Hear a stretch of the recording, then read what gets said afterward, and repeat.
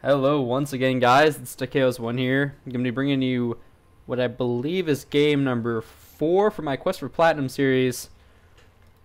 Yeah, I definitely should have checked before I started this to make sure it was actually number 4. Anyways, I got something really fancy to show you for those of you who don't know yet. Blizzard is releasing their new, battle name system thing. I don't know. I can't remember what it's called. But if you go into Battle.net, you go into your account information for StarCraft or whatever, you're gonna have a specific name that you can make. Now, that also means that Blizzard is giving you one free name change for StarCraft. So I don't know how many you played from before, but Blizzard did this before. So really, you could have changed your name up twice. And so I took the advantage, or not took the advantage, but I took that opportunity to change my name from Sharp Teeth to Chaos1. That's right, guys.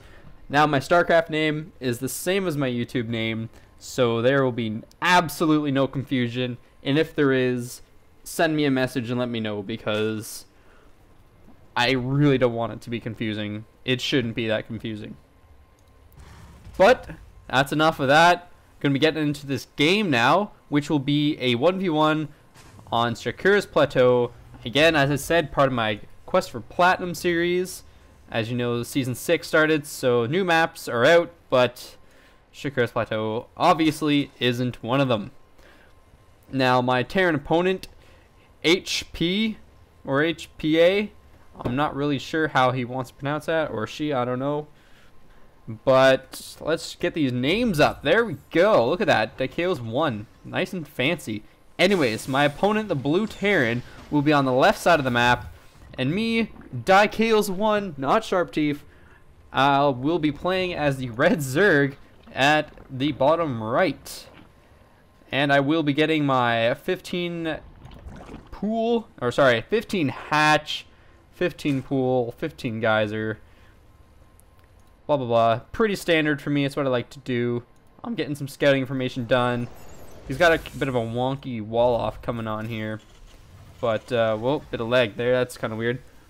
He's throwing out a factory. Pretty standard play. He does see my expansion.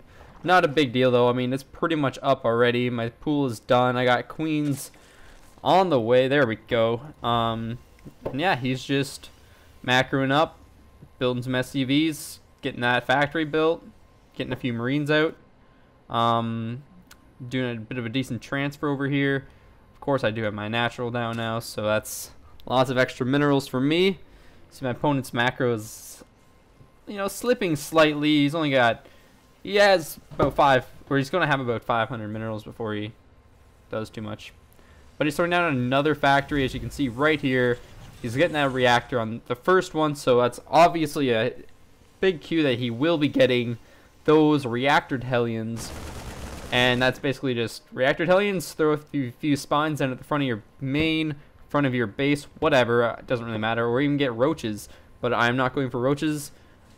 When I play against Terran, I always go Zergling Muta. That's just what I do. I find it's extremely effective, because, of course, Terran players do not have blink stalkers, and that's the biggest, well, the thing I find I have most trouble defending against with Mutalisks instead of, say, Marines, because with Marines you can just get them Banelings. Even Zerglings with upgrades, I mean, they do a pretty good job against Marines. You can see here, I'm sending an Overlord down here to this, I don't know, bottom section, just so I can try to scout any sort of drop play that he might be doing, even though he is, of course, he did get the tech lab on the second factory. He's getting these pre-igniter blue flame hellions, which is, of course, extremely effective against Zerglings, and I have only 2 on the field right now, but my speed is done. Again, see at the front of my base here, I do have the 3 spine crawlers. I'm just basically macroing up at this point. waiting for my lair to finish so I can throw down my spire and start getting some mutalisks. Doing a bit of scouting here with this speedling. I will, or maybe he's just gonna sit there and party. I don't even know, but like, there's a lot more effective things he could be doing than sitting there. Oh, there we go. He's going in for a scout. I get to see a great sight of this expansion. He does get away. Great, awesome job by that Zergling. Of course, I do see he is getting the command center upgrade, or orbital command upgrade. Sorry, command center is what it's called, just in regular terms. He does scan my base as soon as my lair goes down, which is really good timing on his part, or really poor timing, depends on how you look at it, because I could have easily canceled that and grabbed roaches, which would have been extremely effective as well. I mean, aside from the fact that I don't have any evolution chambers down, roaches would have done a lot of damage to him with mainly a marine and Hellion force. But I do decide to do the old, my original Zergling meta build, of course. Very original.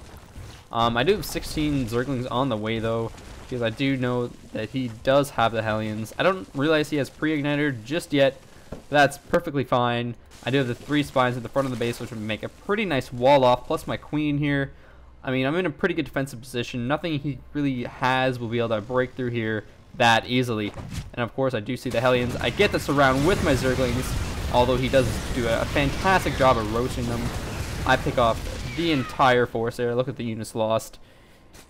He is ahead in resources lost, which really puts me ahead. So it's kind of a weird sentence to say. That's alright. Again, I'm just making some Zerglings. Boom, 7 Mutalisks on the way. It's definitely something you really want to do if you're playing as Zerg and you want to get Mutalisks.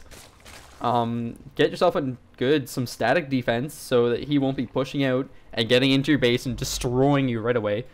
Build up lots of gas, lots of minerals, and then just pump out as many mutas as you can. And then from there, of course, continue building lots of overlords, because mutas are not cheap in the supply count.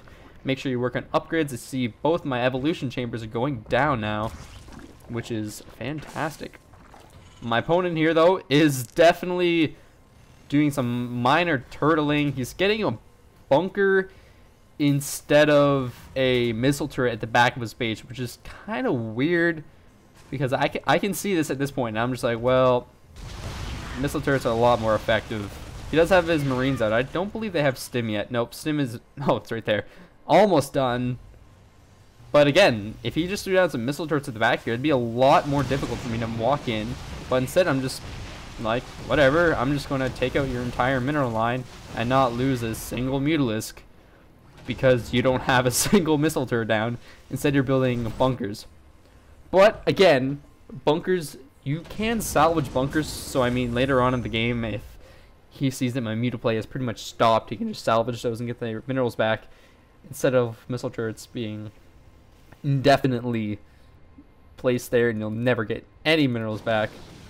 But it has 2 tanks, few marines. I could easily push out right now if I had built a whole bunch of Zerglings. I don't have that many. Actually, I do have quite a few. I should have pushed out at this point in time, but at the 12-minute mark, I did a decent amount of damage to his economy. I took out 9 workers there, so that certainly helps me a lot. I am throwing down a 3rd base at the 12-minute mark, a little bit later than what you'd normally want, but that's okay. Coming in here, just seeing the upgrades. He, of course, snipe 1.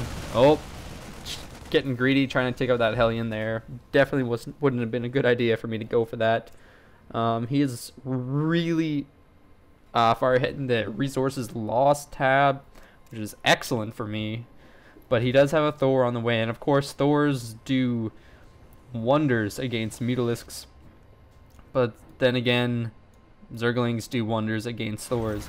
Because for those of you who don't know, it takes 2 Thor shots to kill 1 Mutalisk. So I mean, it's awesome for me. You're gonna get both these tank snipes here. There we go. But I lost quite a few Mutalisks, and of course Mutalisks are super expensive. And so he's almost tied it up actually in the resources lost tab. Not good for me.